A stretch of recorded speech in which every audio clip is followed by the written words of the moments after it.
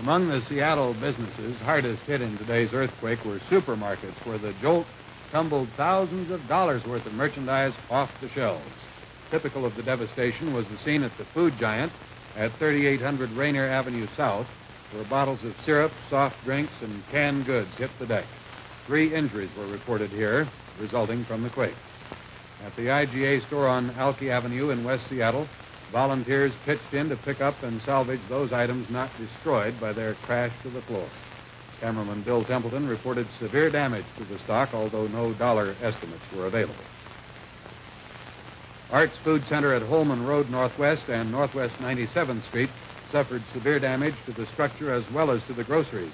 2 corners of the building, also used as a warehouse, were tumbled to the ground as the structure's concrete blocks gave under the strain. 3 small apartment buildings in West Seattle were reeling from the blow, especially Lee's apartments in the 2700 block of 60th Avenue Southwest. 4 families escaped injury as the front wall collapsed, exposing the interior. Other dwellings in the area also suffered less severe damage. A half dozen families were spared injuries. The quake caused a unique and a damp day-long cleanup job at one Seattle place of business. The foundation gave way beneath an aging tank at the Rainier brewery, snapping a valve and spewing forth nearly 1,000 gallons of beer. At one point, the foam-topped liquid stood 3 feet deep, and the only place for it to go was down the sewer. The volume was so great that for a time some of the suds bubbled up across Airport Way in front of the brewery. This afternoon, workmen inspected the inside of the glass-lined 12-foot-tall tank for permanent damage, while pumps transferred the contents of another tank, which had been shoved against a wall by the force of the quake. Rainier officials declined to place a value on the beer that went down the drain, but said it would have amounted to about 15,000 cases.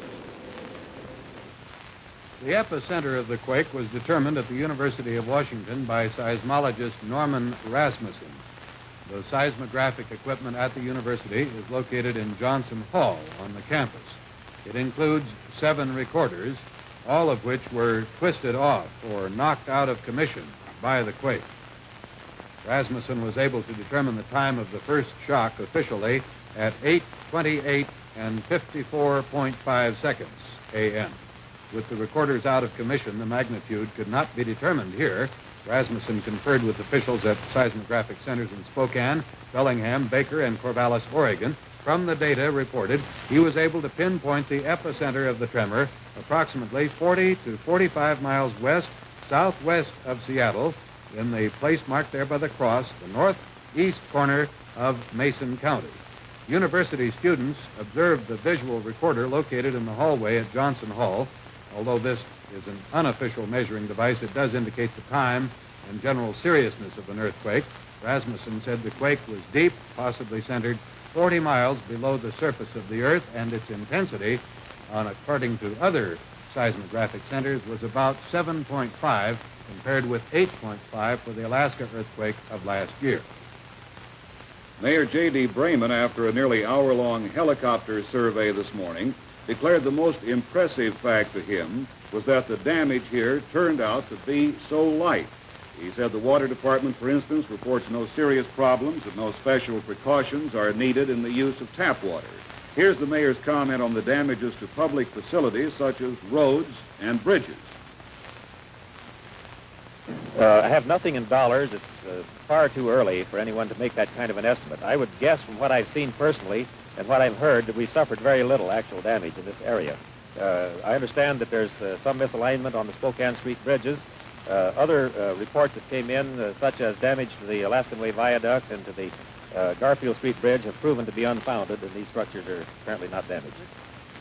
So I had a call this morning from Governor Egan of Alaska, who had heard that we had suffered extensive damage and offered to us particularly technical assistance in the obtaining of federal relief and so forth if it were needed. And I was happy to assure the governor that we were probably not going to need this. I assume you've checked with Mrs. Brayman. How is the condition of your home? Well, the only thing that happened out there, apparently we lost about half the water out of the swimming pool. Splashed over the side.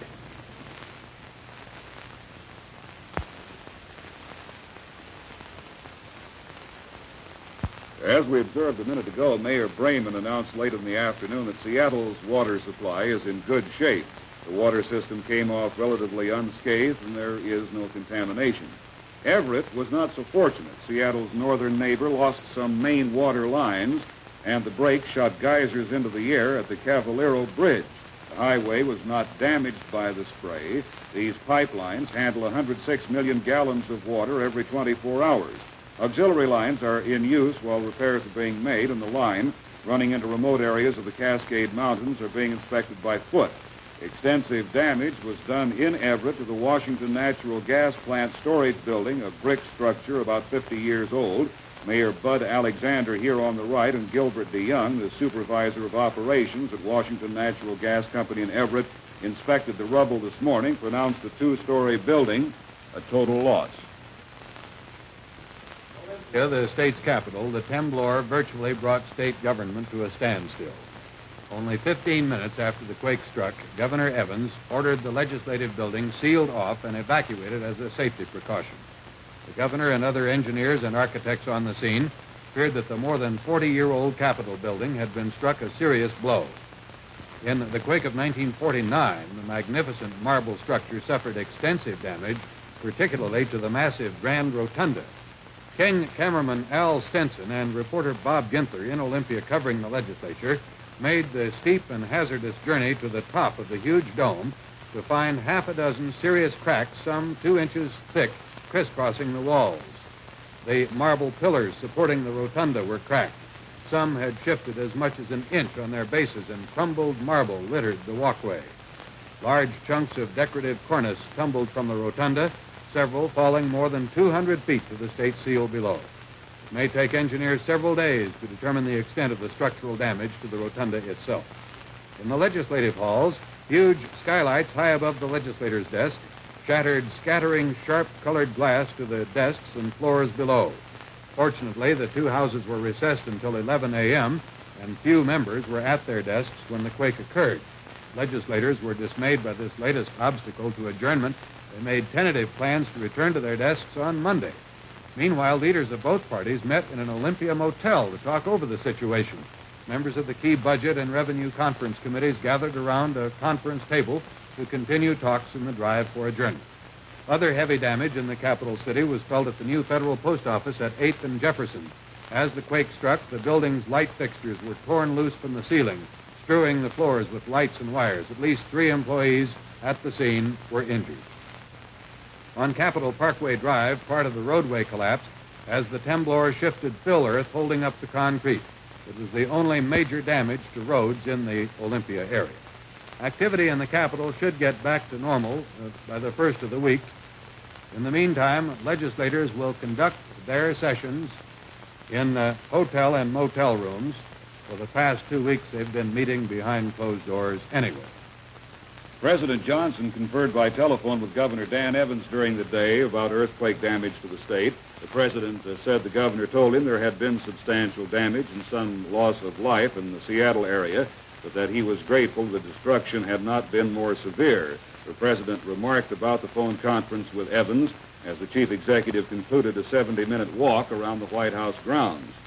As we've noted, the epicenter of the quake was in northeastern Mason County. Practically no damage was reported in that area. A few cracked chimneys resulted from the temblor, however. In nearby Kitsap County, big cracks ripped through the new Lions Club tennis court, damage there estimated at about $5,000. Students at the Bainbridge High School were let out for the day after part of the brick face of the school fell to the ground. Pavement on the highway a mile east of Port Orchard was cracked by the shock. One of the biggest losers in today's tremor was the state of Washington. At the Bainbridge Island Liquor Store and other similar establishments in the area, tens of thousands of dollars worth of stock were destroyed, creating the messiest and most aromatic cleanup job of the year.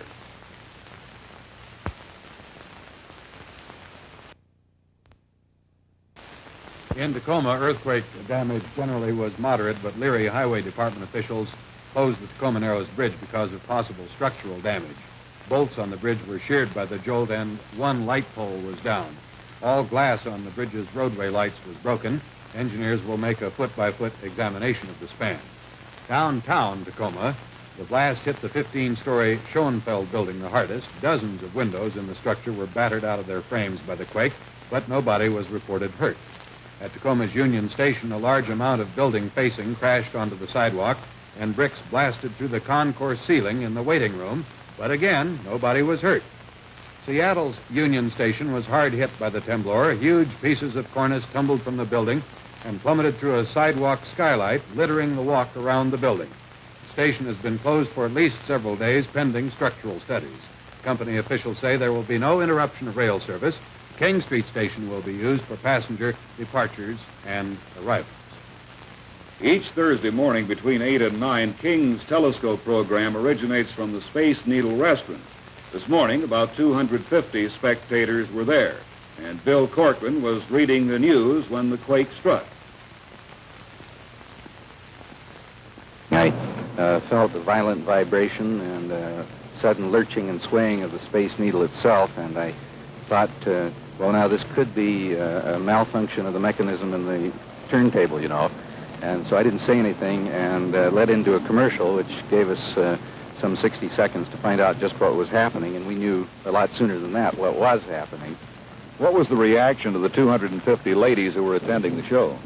They were just tremendous. I can't express that in terms any more definite than that. They were just great, the way they maintained their calm. Some of them started for the elevators, and of course that was what we were concerned about, was a mob scene. But they stayed, and I will say that probably 60% of the people stayed for the remainder of the program. How long did the swaying continue? I should think about 4 to 5 minutes. Of course, we were in effect at the end of a pendulum or lever, and we got a swaying effect longer than you did here on the ground, I should think. But I was told later that architect John Graham, who designed the needle, was there at the time, and it must have been very, very gratifying for him, as indeed it was for all of us, that the needle withstands this sort of thing and was so built. Were you frightened, Bill? Honestly, you bet. The needle came through the shock without damage. The only loss, according to restaurant manager Basil Mialis, a couple of bottles of champagne.